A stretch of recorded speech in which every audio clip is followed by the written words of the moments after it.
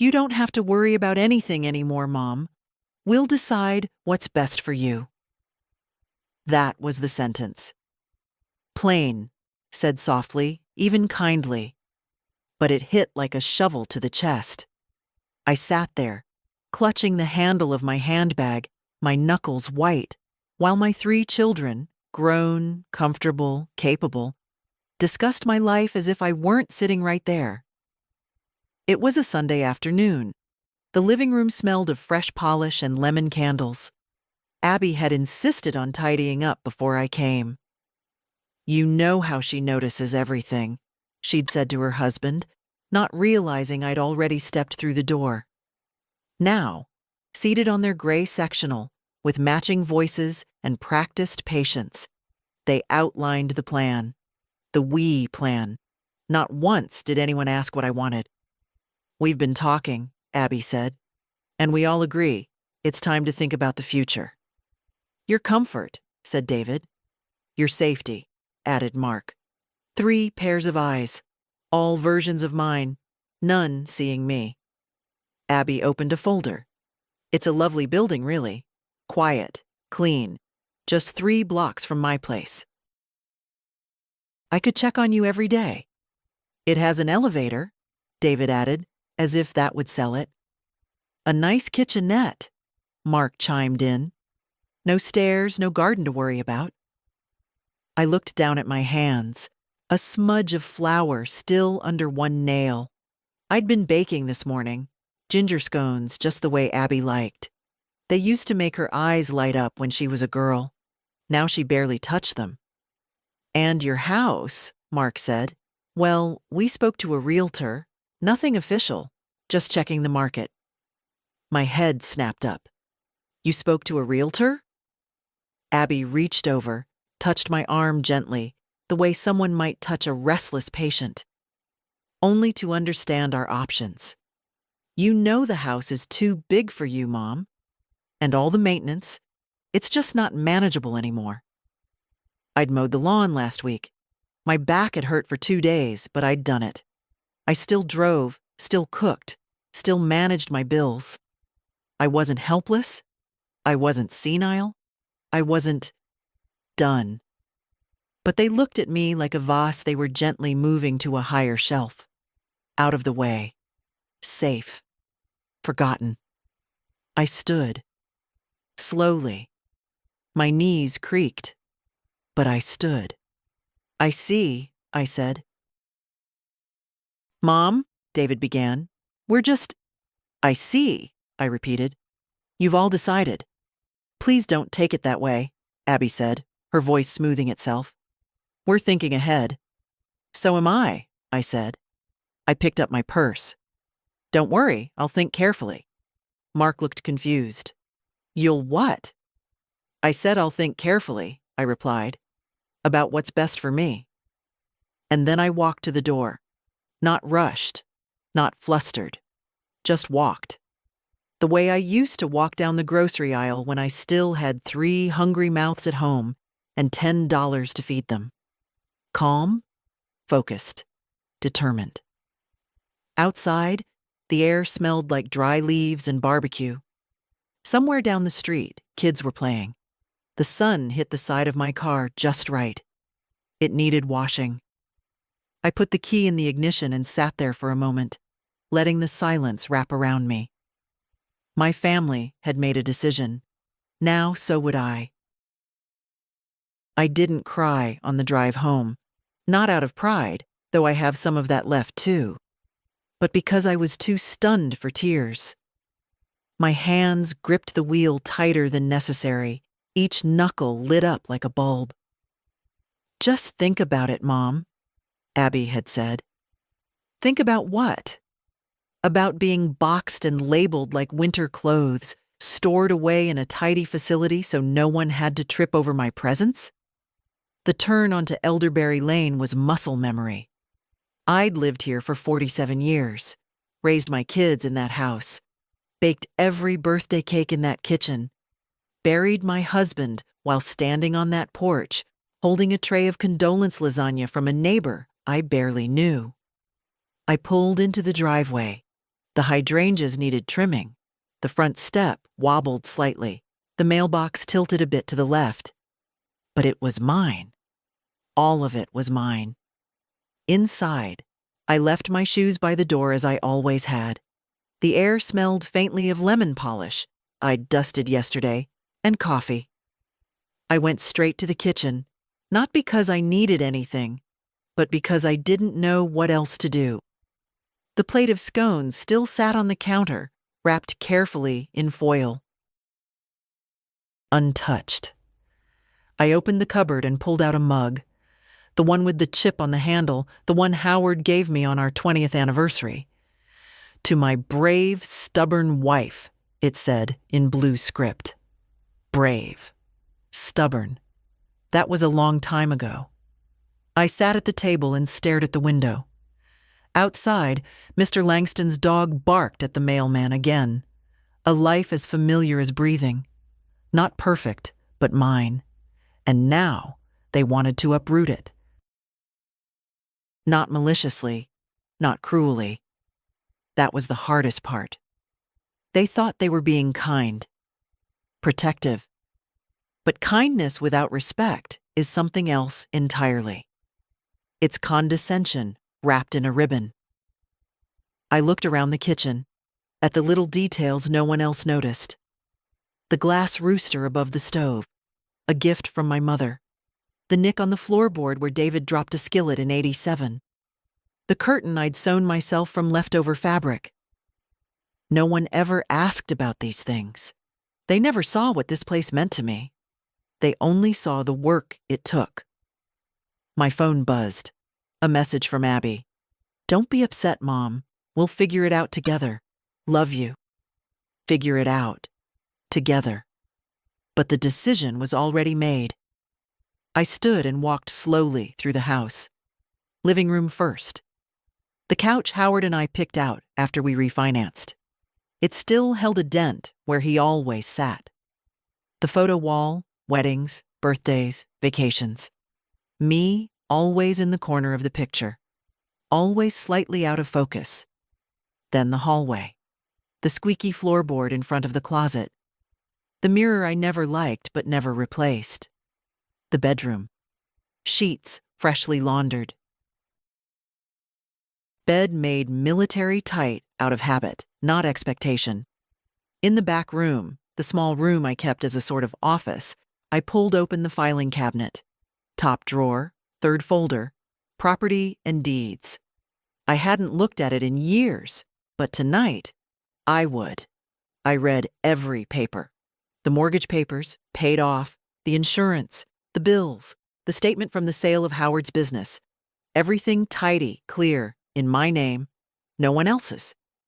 I wasn't drifting, I wasn't fading, I was here, entirely here.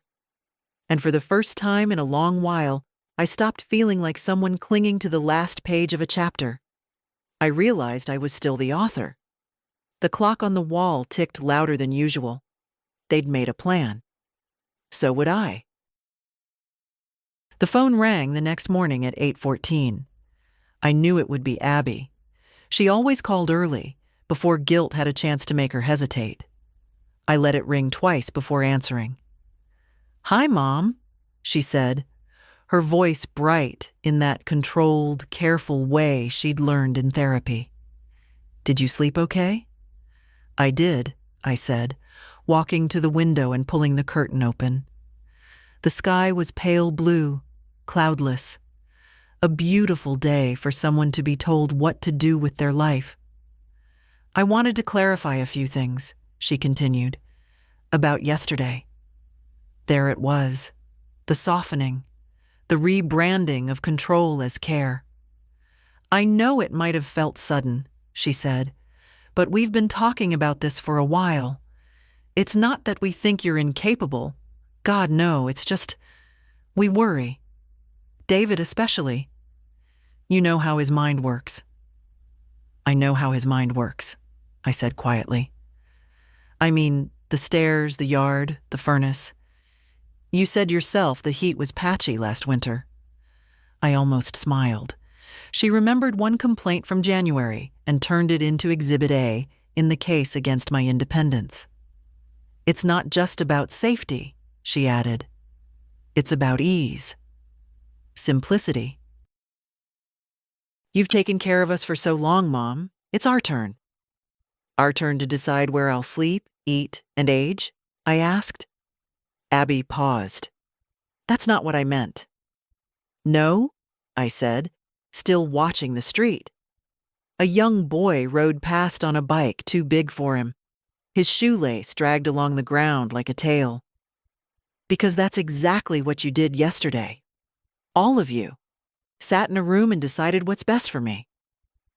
We're trying to protect you, she said. I don't need protection. I need respect. Silence. Mom, she said finally, we love you. Please don't make this into a fight. I felt something tighten in my chest. Not pain, not even anger, just a sharp, clean certainty. I'm not fighting, I said. I'm just done nodding along while people talk about me like I'm not in the room. Okay, she said cautiously. What are you thinking? That I need to make a few calls. To who? But I didn't answer. I told her I had to go and hung up before she could object. In the kitchen, I made coffee, black, hot, bitter, and took it to the small desk in the back room. I opened the notepad I kept for grocery lists and wrote a single word at the top of a clean page. Reclaim. Under it, I made a list of names. Franklin and Rowe, attorney at law, Valley Credit Union, Maxine Brandt, my financial advisor, though I hadn't spoken to her since Howard died. Eleanor Givens, my old neighbor, once a paralegal, sharp as nails. The list looked modest, quiet. But I felt a rush of adrenaline all the same. For years, I'd deferred, smiled through dismissals, handed over money with a quiet nod, said thank you when someone called me forgetful, as if that were affection. Now, I was about to do the one thing my children hadn't expected.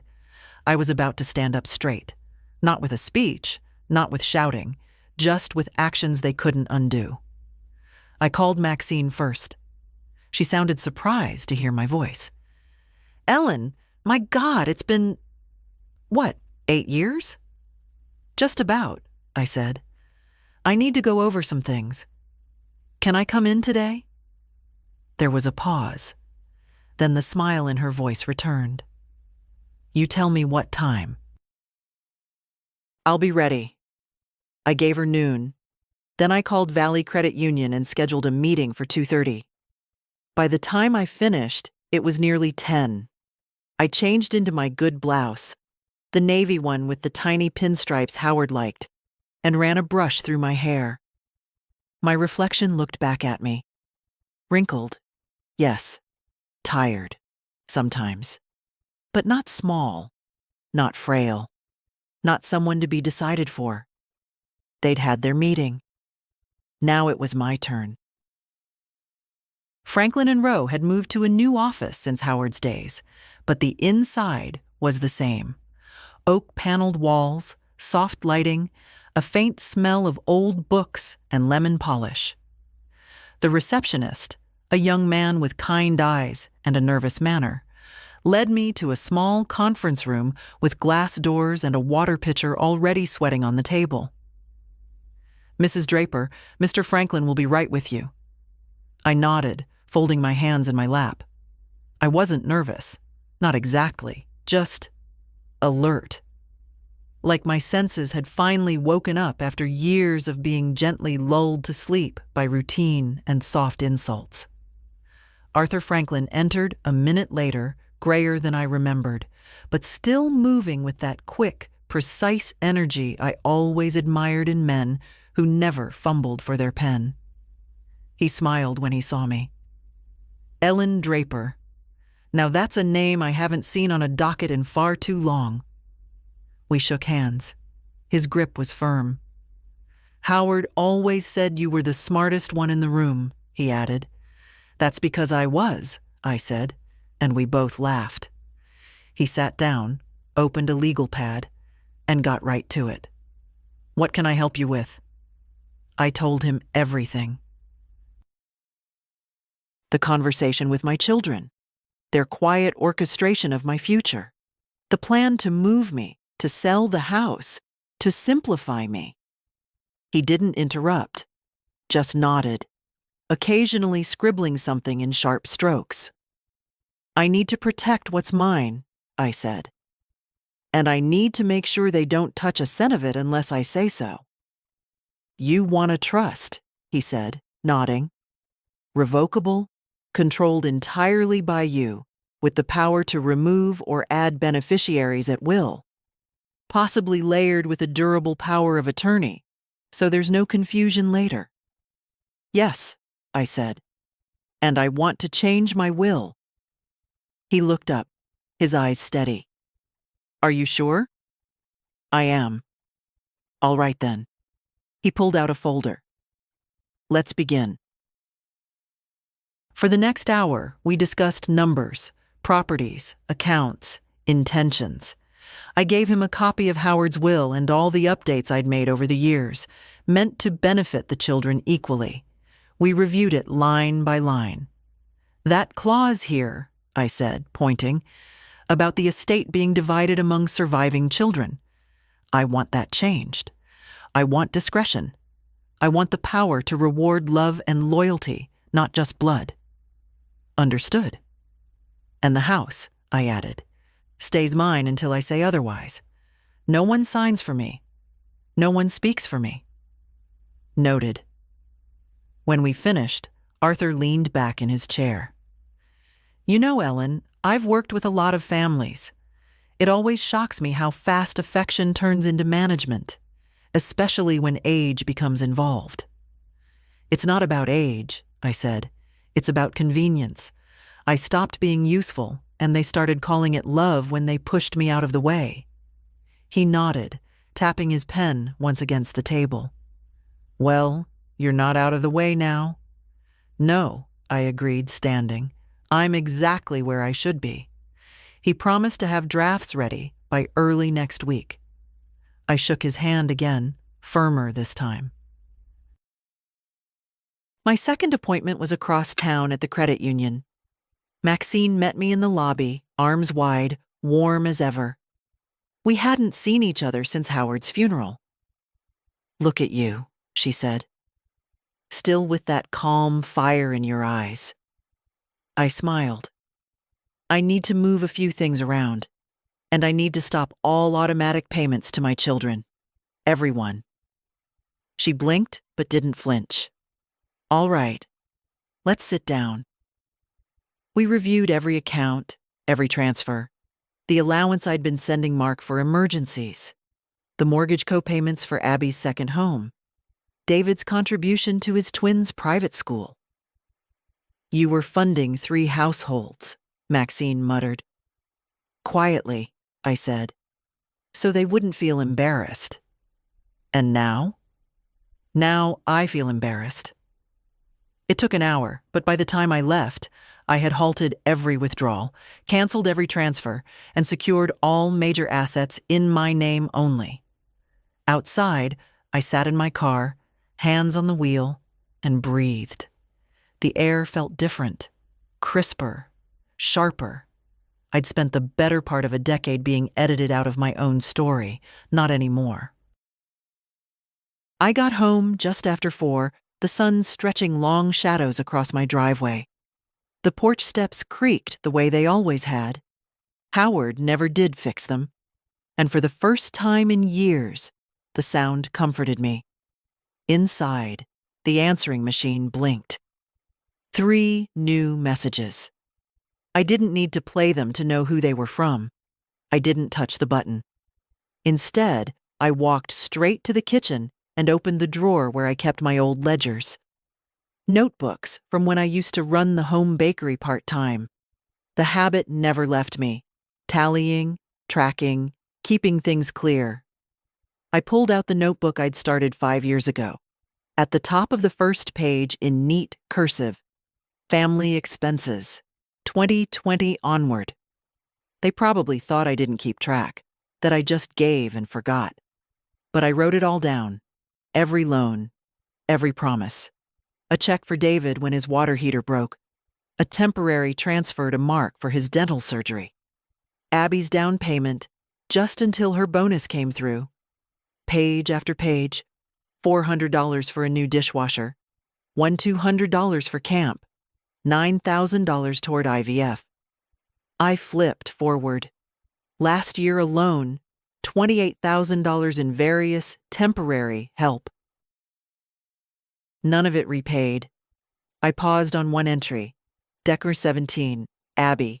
Tuition installment for Violet's school. $6,000. She never even told me when the girl graduated. It wasn't the money. I had enough. Howard and I had been careful, cautious. I'd invested what we earned from selling his contracting business. The accounts were solid. It was the erasure. As if I were a debit line in their lives.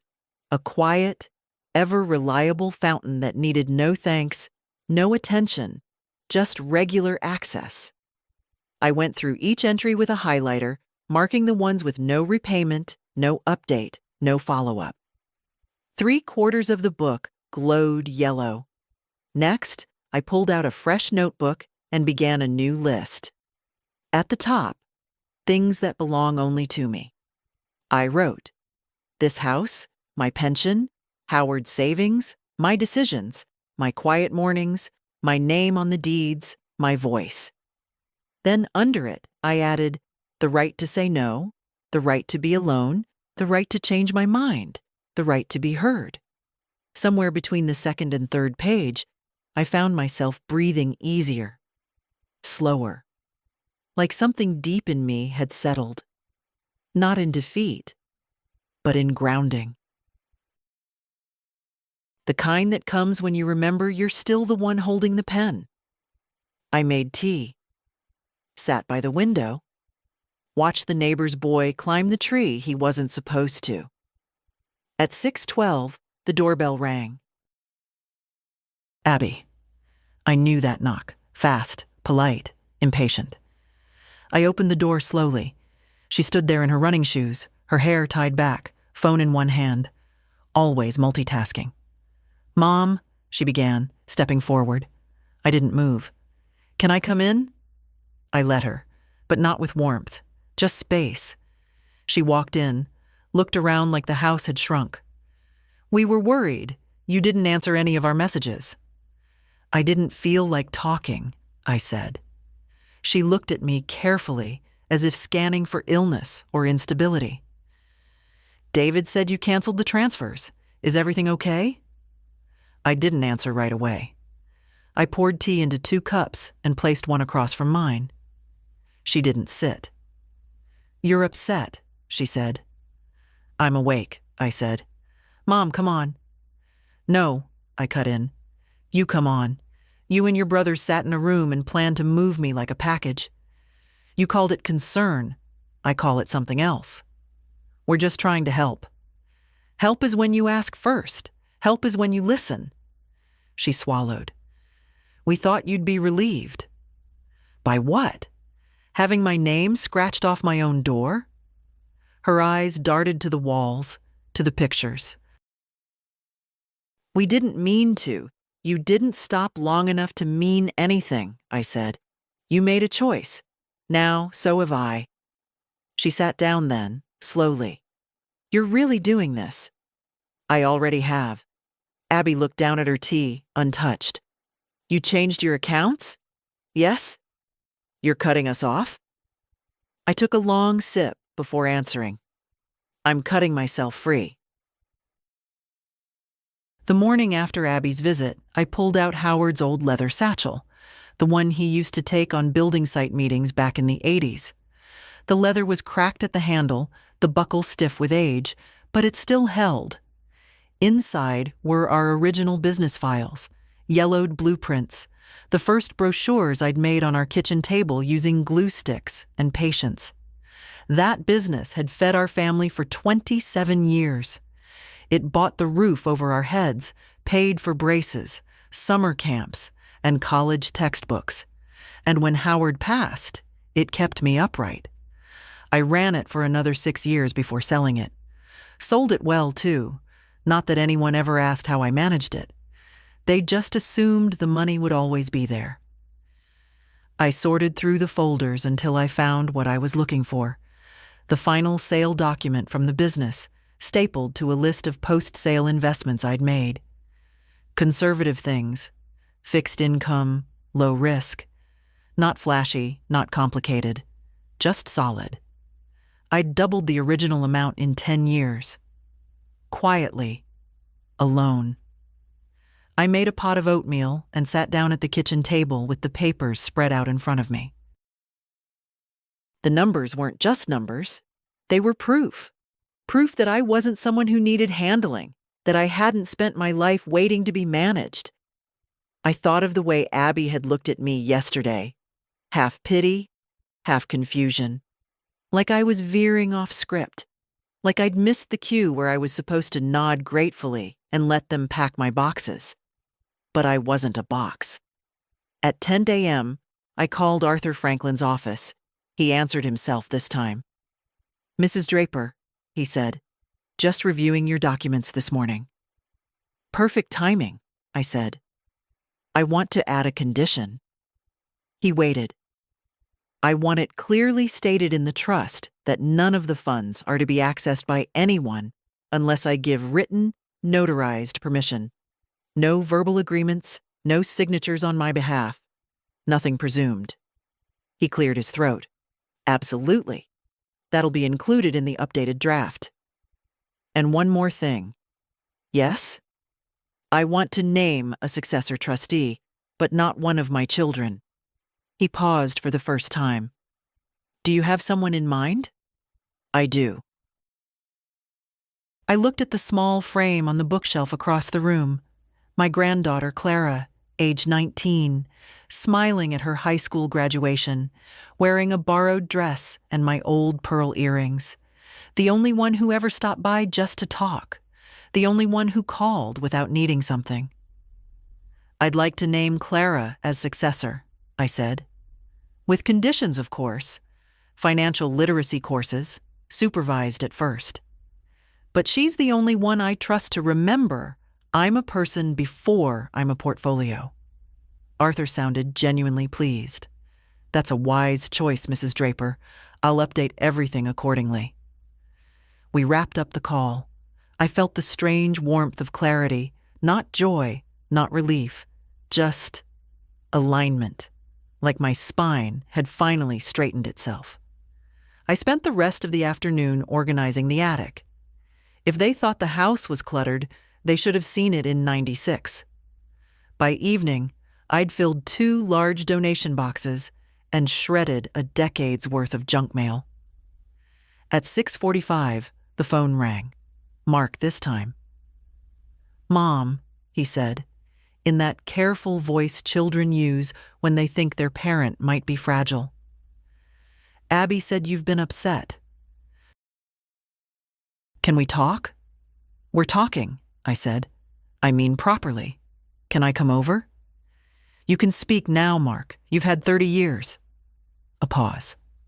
"I just don't understand what's going on. Why all the drama?" "No drama," I said. "Just decisions." He sighed. "Is this about the apartment? We were only trying to help." "Funny thing about help," I said. "When it doesn't include the person it's for, it starts to feel a lot like control." Silence. "You canceled the transfers," he said finally. "I did." "Jesus, Mom. You could have just talked to us." "I did. For years. You weren't listening." More silence. Then the beginnings of frustration in his voice. "Okay, fine. We screwed up. But freezing us out, what's that supposed to accomplish?" "Peace," I said. "And maybe a little dignity." He hung up without saying goodbye. And that was fine. The next morning, I woke early, without the alarm, without the usual ache in my chest that came from bracing for requests. The house was quiet, not just in sound, but in weight, as if some great pressure had slipped off in the night. And for the first time in years, my breathing filled the room. I took my time with breakfast. Toast, poached egg, half a grapefruit. No rushed coffee. No messages to respond to. No errands dictated by someone else's emergencies. By 10, I was in my car, the satchel beside me again. Inside it were the revised drafts from Arthur Franklin. He'd dropped them off late last night himself, still in his suit. His eyes tired, but kind. "I've rarely seen anyone move so quickly and clearly," he'd said. "You're a reminder that age and passivity are not synonyms." Today, I was meeting Clara. She thought we were just having lunch. We met at Millie's Cafe, a tiny place with mismatched chairs and real cloth napkins. She was already there, sitting by the window, tapping at her phone, her dark hair pulled back in a loose knot.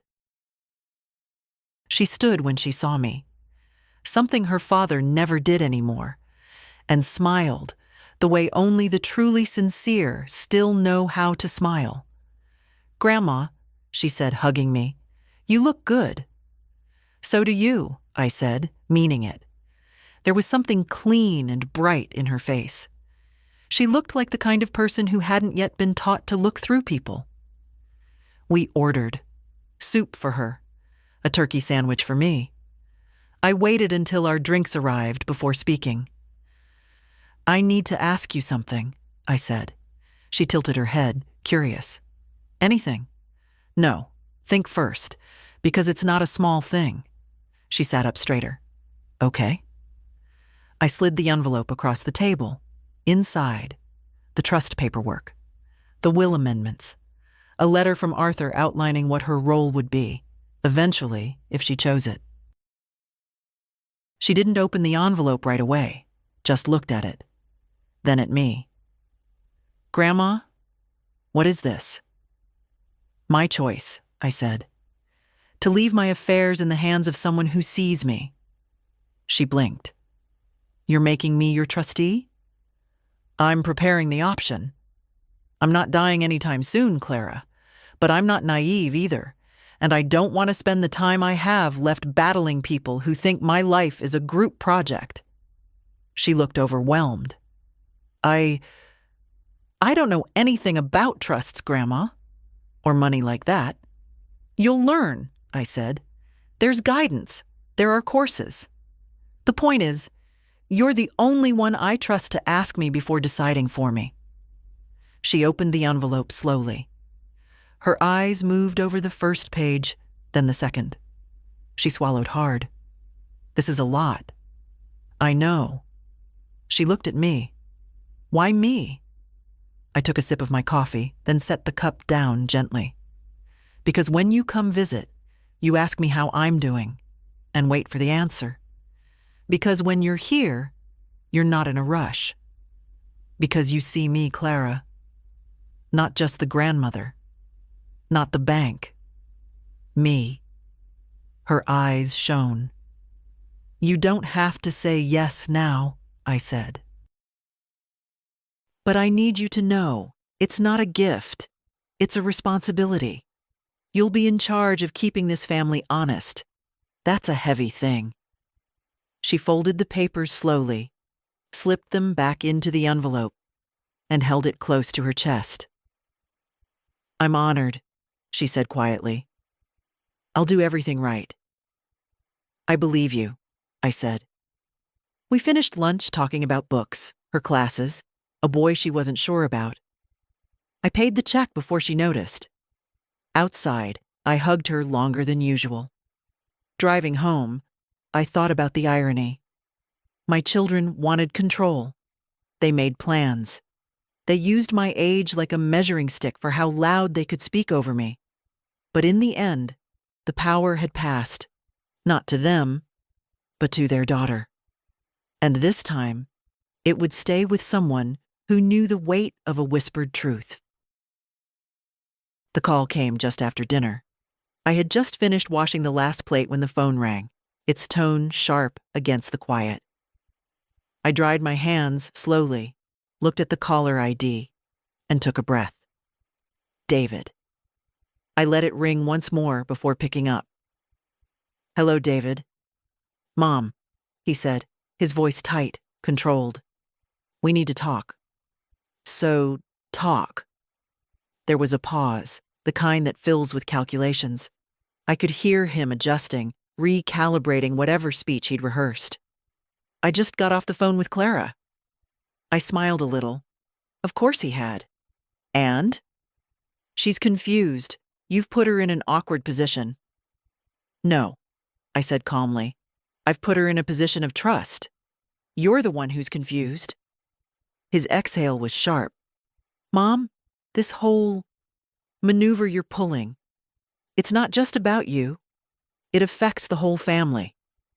And for the last 15 years, every decision I made affected the family. Every check I wrote, every loan I gave, every emergency I bailed you out of. His voice rose. That's not fair. I never asked for fairness, I interrupted. But now I'm asking for distance. Silence again. Abby's upset, he said finally. She feels like you don't appreciate how much she's trying to help. She's trying to shrink me into something manageable, I said.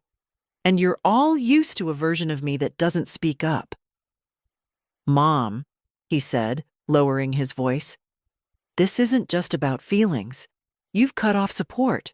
You're changing legal documents. That affects us. You say that like I owe you something. You're our mother. And that title has come with a lifetime of giving, I said. I did it gladly. But being your mother doesn't mean I stop being my own person. He went quiet. I could almost hear the moment his anger ran into disbelief, like someone finding a locked door in a hallway they've always walked freely.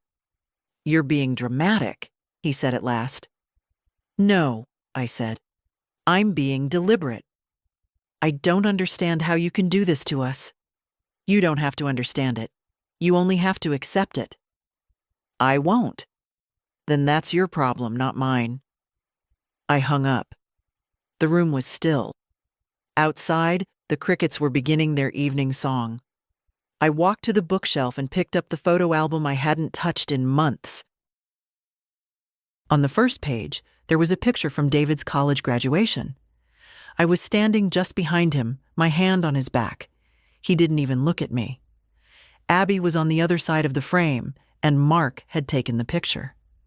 I flipped through slowly, birthdays, weddings, vacations, moments where I was always present, but never central, smiling, but always slightly off to the side. They loved what I gave, not always who I was. I closed the album and set it gently on the table. The phone rang again. This time, Mark. I didn't answer. Let them sit in the silence they helped build. They came together this time, Mark and Abby. Late morning, unannounced. I was pruning the rose bushes by the porch when I heard the crunch of their tires on the gravel. They stepped out of Abby's SUV, all posture and practiced concern. I didn't stop what I was doing, just snipped a dead bloom and dropped it into the bucket at my feet. Mom, Abby called, walking up the path. Can we talk? You're already here, I said, without looking up. Might as well. They stood awkwardly while I kept trimming.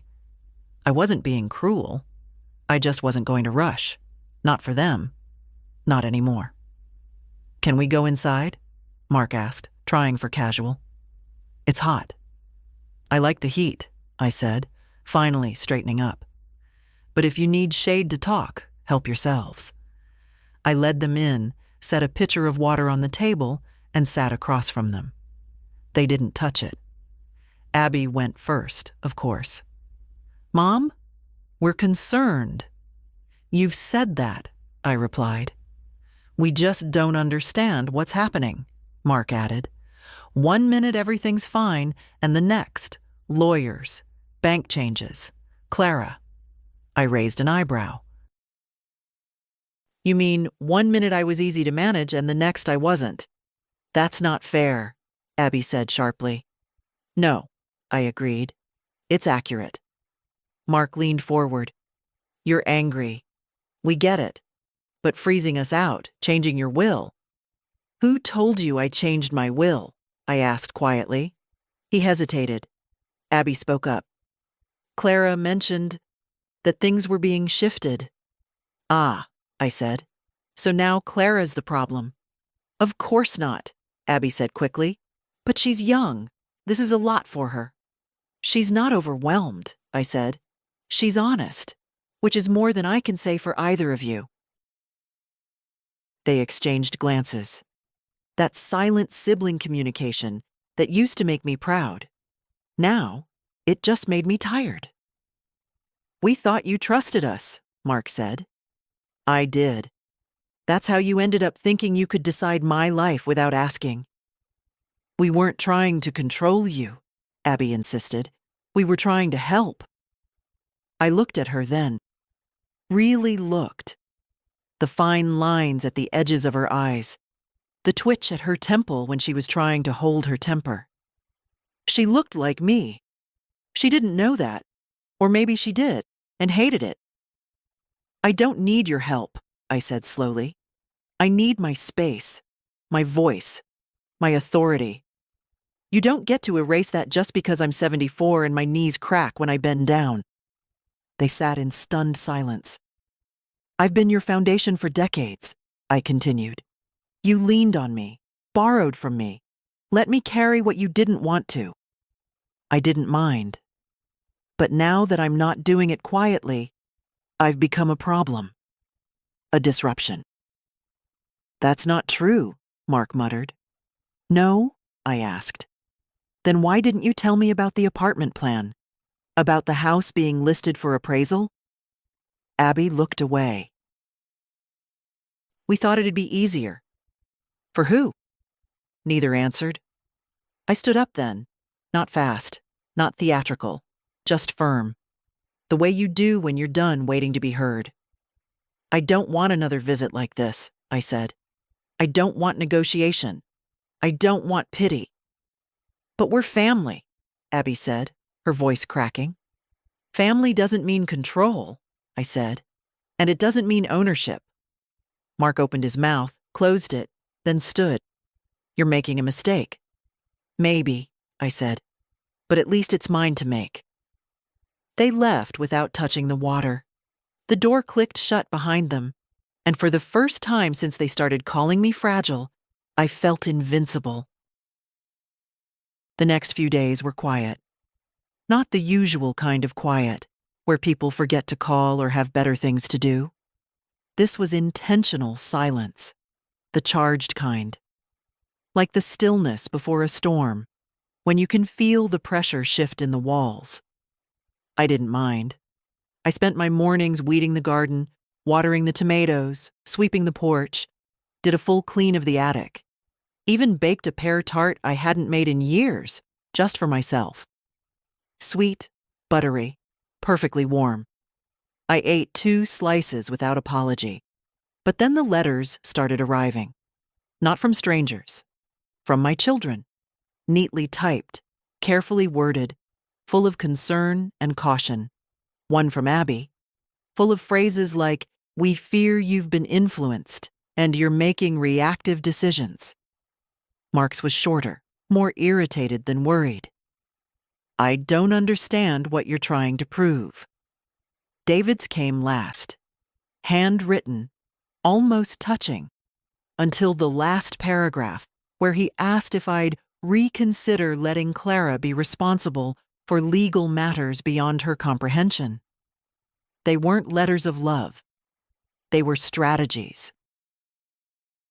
Thin paper shields trying to protect their vision of me from the truth of who I had become. I read each one only once. Then I folded them, placed them in the kitchen drawer under the phone book I never used, and left them there. The next morning, a card came in the mail. To the world's most generous mother and grandmother. Inside was a photo collage, cropped carefully, tastefully curated. Abby's kids holding up signs that spelled out, "We love you." Mark's twins in matching shirts. David's youngest with a crayon drawing of what looked like a house and the words, "Come live by us, Grandma." No return address, no signature. Just the performance of affection, timed with precision. It might have worked once. It might have tugged at that part of me that still wanted to be wanted, still believed love and guilt were neighbors. But I knew better now. I spent the afternoon going through old files, not just bank records and legal forms, personal things, letters from Howard, birthday cards from the kids when they still used glue and glitter, even a note from Abby, age 10, apologizing for spilling grape juice on my Bible. She'd written, "I want to be like you when I grow up because you're kind and strong." I traced the letters with my thumb. Kind and strong. At some point, they'd stopped seeing me as both. At some point, they'd stopped seeing me at all. Around sunset, Clara called. Her voice was light but unsure. "Hi, Grandma." "Hi, sweetheart." She hesitated. I saw them yesterday. My dad and Aunt Abby. They're upset." "I imagine they are. They said you're shutting everyone out." I paused. "Do you think that's true?" "No," she said. Then, softer.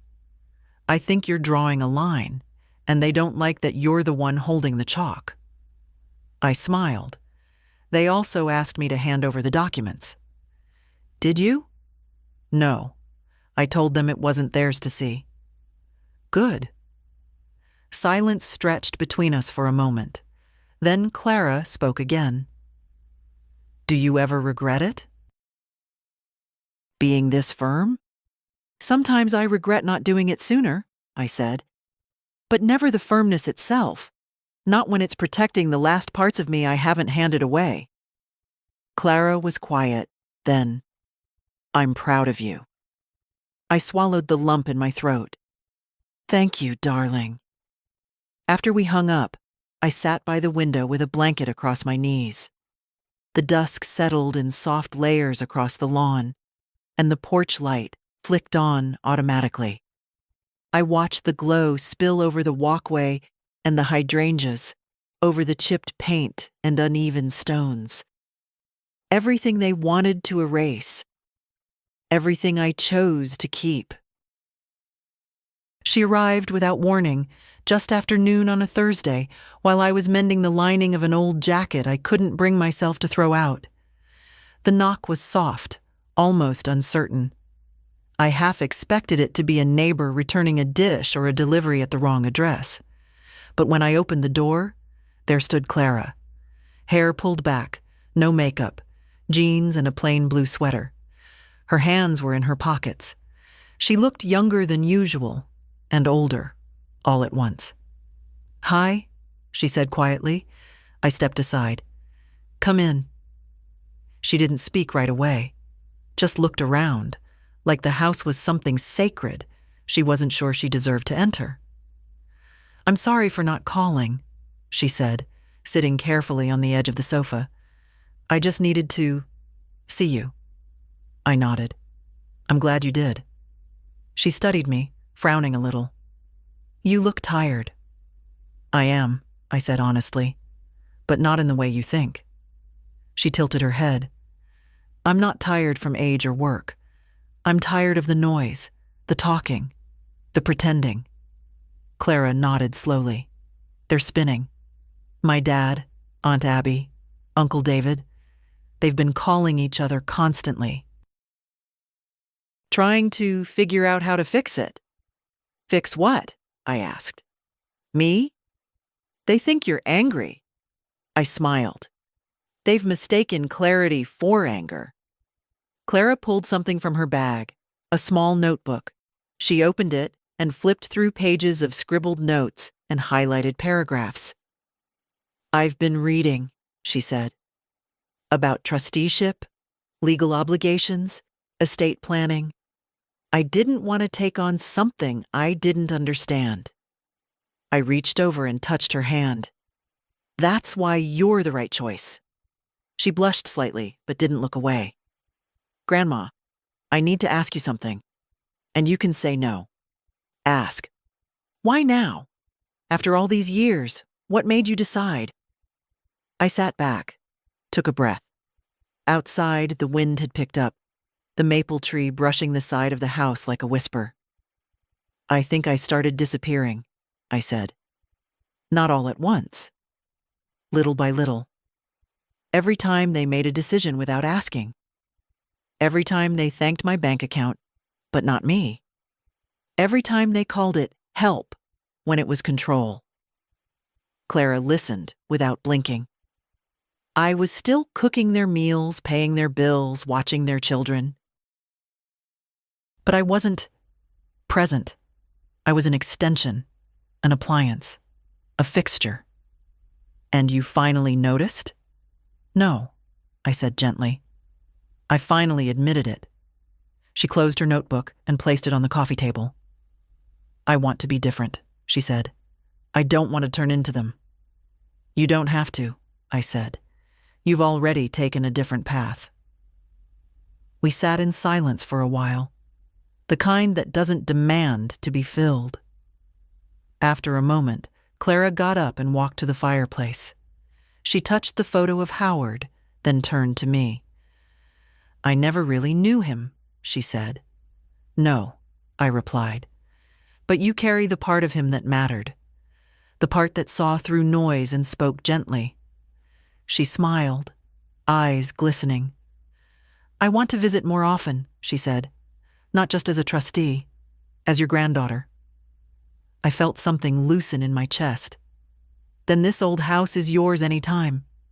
She hugged me before she left. Not a rushed embrace, not a quick pat. A real hug, the kind that says you matter to me. After she drove off, I stayed at the door for a while, watching the empty street. I had been a mother. I had been a wife. I had been useful. Now I was finally becoming something else, someone whole. The lawyer's office called the next morning. Everything was ready. The trust has been finalized and notarized, Arthur said. The will is officially amended. You're protected, Ellen. Completely. I thanked him, hung up, and stood in the middle of the kitchen for a long moment, unsure of what to do with the stillness. No urgent messages, no pressure, no decisions to rubber stamp. I changed into a neat blouse and slacks, combed my hair back, and took the folder he'd dropped off earlier in the week. Final documents for my records. Slipped it into my handbag. Then, without really planning it, I got into the car and drove across town to the senior living center my children had picked out for me. A perfect place, Abby had said. Safe, convenient, dignified. The parking lot was half empty. A garden stood out front, carefully maintained but lifeless. Petunias and pansies in symmetrical rows. Not a single wild thing allowed to grow. It reminded me of an airport waiting area dressed up like a hotel. Inside, the air smelled of bleach and carnations. The receptionist greeted me with a forced smile, the kind you give someone you're not sure is confused or just visiting. Can I help you? I'm just looking, I said. My children thought I might like it here. She perked up immediately. Of course. Would you like a tour? Please. She handed me a brochure and led me down the main hallway. Beige carpeting, neutral paintings, a gentle, looping, instrumental version of You Are My Sunshine playing from hidden speakers. The rooms were small, one window each, built-in bookshelves, linoleum bathrooms, a kitchenette that would have made Howard laugh. No room to knead dough, he'd say. No place to live, either. At the activity room, she gestured proudly. We have bingo nights, group movie screenings, knitting circles. Residents love it. Do they? I asked softly. She looked startled. Well, yes, most of them do. We passed an old man in a wheelchair staring out the window. A woman in slippers shuffled slowly down the corridor, her eyes on the floor. No one smiled. "Do people ever move out?" I asked. She blinked. "Excuse me? Do they ever leave? Voluntarily?" She didn't answer. By the time we reached the exit, she was back to her script. "If you'd like, I can schedule a visit with our intake coordinator. Your family can—" "No need," I said, reaching for the door. "They're not making my decisions anymore." She didn't know what to say. I stepped out into the sunlight and took a long breath. The sky felt bluer than before. Driving home, I passed a community garden I used to walk by with Howard. I parked on impulse and walked its perimeter. It had changed over the years, more raised beds, a new compost station, but the fence still creaked the same way when I leaned on it. A woman about my age was pulling weeds near a tomato vine. She wore gardening gloves and a straw hat, her face pink from the sun. She looked up when she saw me. "Beautiful day," she said. "Best one I've had in years," I replied. She chuckled. "That's a strong statement." "I'm in the mood for strong statements." She stood, brushing soil from her knees. "You local?" "For almost 50 years," I said. "But I'm just now getting to know the neighborhood." She nodded toward a bench under a tree. "Sit a while. I've got water, shade. No bingo, though." We sat and talked for over an hour. Her name was Judith, widowed like me, lived 3 blocks away, had 2 sons she rarely saw. She wasn't bitter, just settled into her truth. We didn't swap stories like pain currency. We just talked, like women who'd finally stopped explaining themselves. "You know," she said at one point, "when I moved here, they called it downsizing. I hated that word. Made it sound like I was becoming less." "But you weren't," I said. "No, I was becoming more." On the way home, I didn't take the usual route. I let myself wander, turning down streets I hadn't seen in years. The town had changed. Or maybe I had. When I pulled into my driveway, the house looked different. Not younger, not newer, but fuller. Like it had expanded just a little to meet me where I was. I stood at the porch, looking out over the yard. The grass was a little long. The hedge needed trimming. The mailbox still leaned to the left. Perfect. That night, I didn't watch the news or fold laundry. I sat on the porch with a blanket around my shoulders and a slice of cold pear tart on a plate beside me. No one called. No one knocked. I didn't miss it. I wrote the letter early in the morning. No anger in my chest, no shaking hands. Just a calm, even clarity I hadn't felt in years. I used my best stationery, the kind I saved for births and condolences, and sat at the kitchen table, sunlight falling across the wood like a benediction. One letter addressed to all 3, Abby, Mark, and David. I didn't separate them. They'd acted as one, so I'd answer as one. I began simply. "To my children," I wrote, "this is not a goodbye, but a boundary." Then I told them the truth. Not a defense, not an apology, just the truth. I told them I'd spent my life in service to others, and done so with open hands. That I gave freely because I loved deeply. That being needed felt like purpose, and I never expected payback, only respect. I reminded them of who I'd been before they turned me into a role. Ellen, the woman. Not just mom.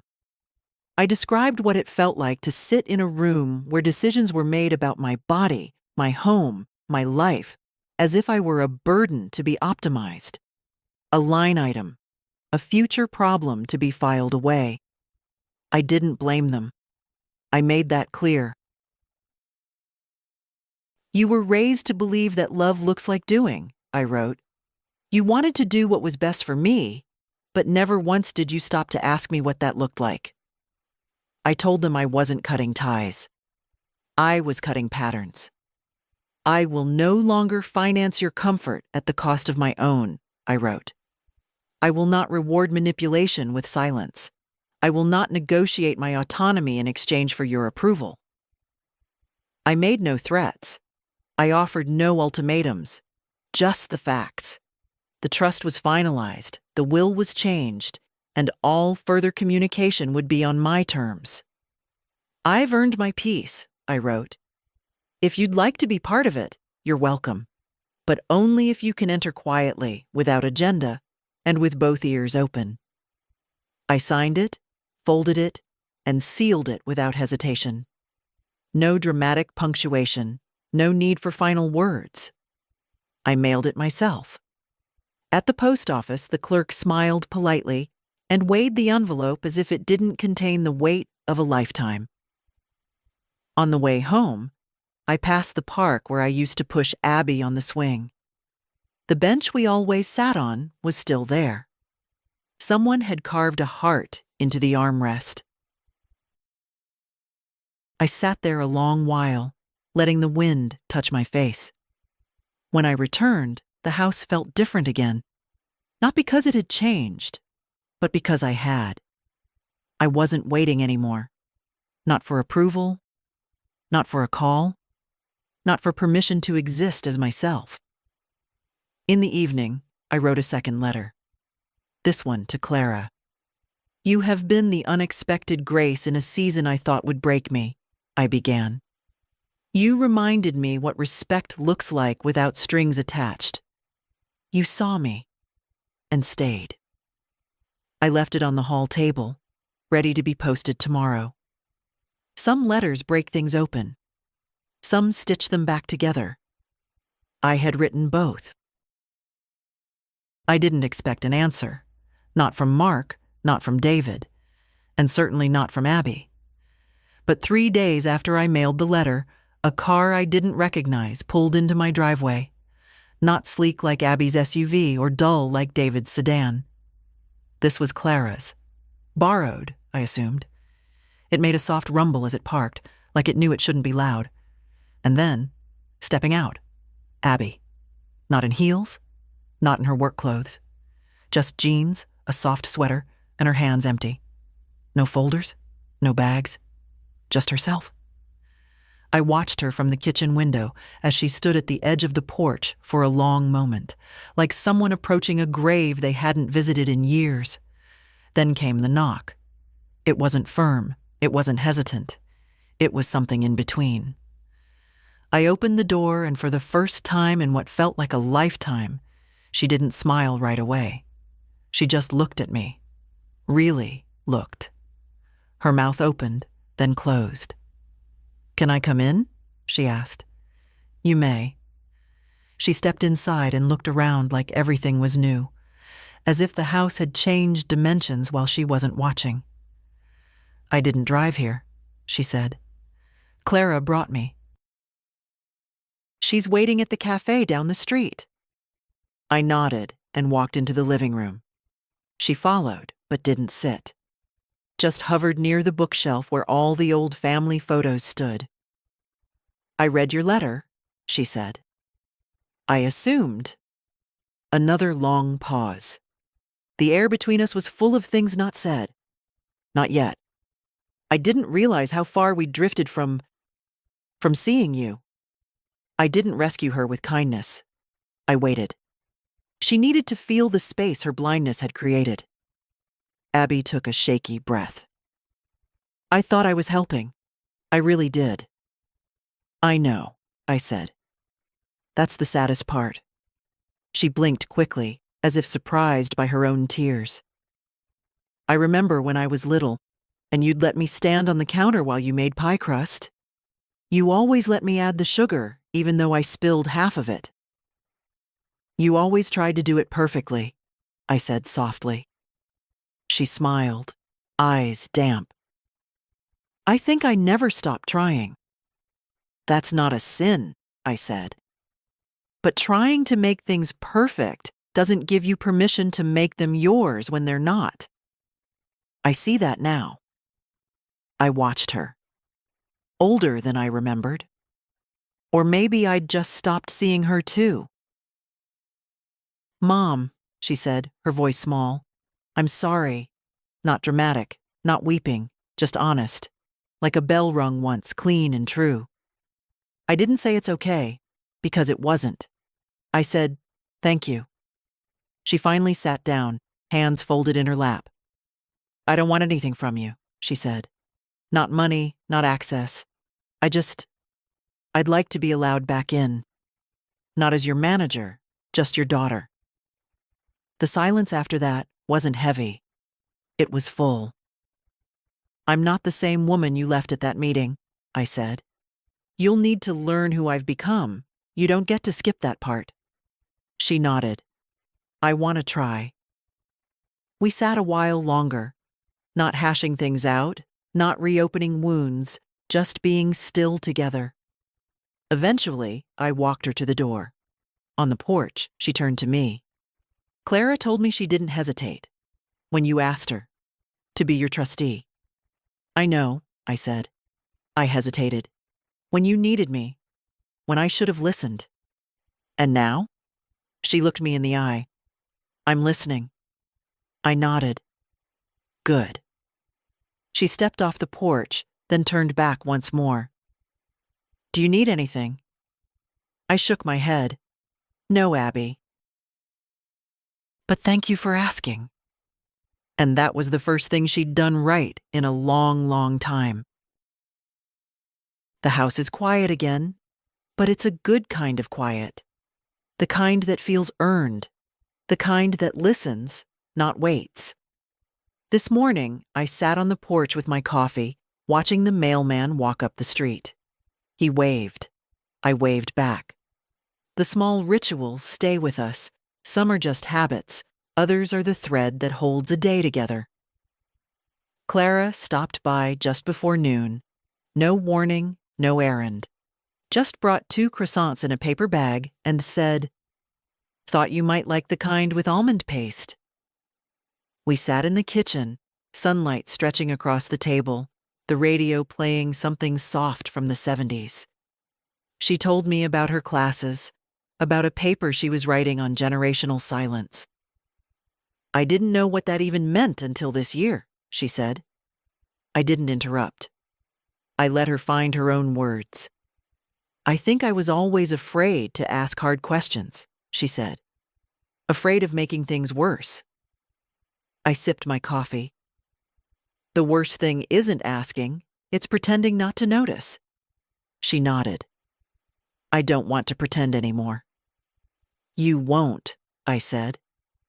"You were raised on the edges of performance, but you've chosen presence instead." "That's brave." She smiled, quiet and full. Later, after she left, I went to the drawer where I'd kept the old ledgers, the ones with all the loans, the payments, the invisible evidence of all the ways I kept this family running.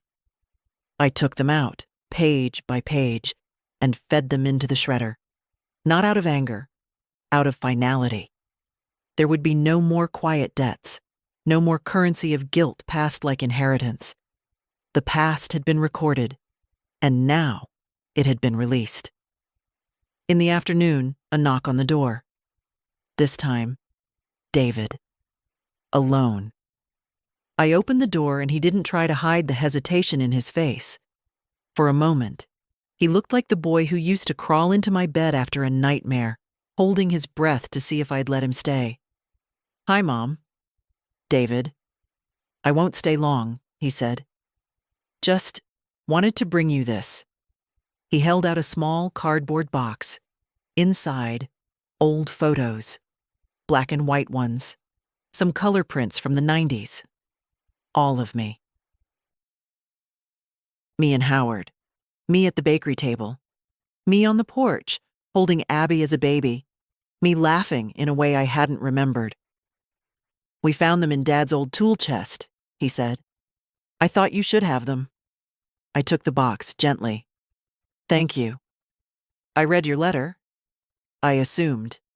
He nodded, then scratched his chin. "You're right, you know," he said. About all of it. I said nothing. Sometimes that's the most loving response. He looked down. We thought we were protecting you, but really, we just didn't want to feel responsible. I know, I said. I was selfish. Yes. He looked up, expecting more. I didn't offer it. After a long moment, he cleared his throat. I don't expect forgiveness. I'd like to try showing up better, if you'd let me. I studied his face. He wasn't the boy anymore. He wasn't the man I once resented either. He was something between, unsteady, but honest. You can come by, I said, but not to fix, not to plan, just to sit. He nodded. I'd like that.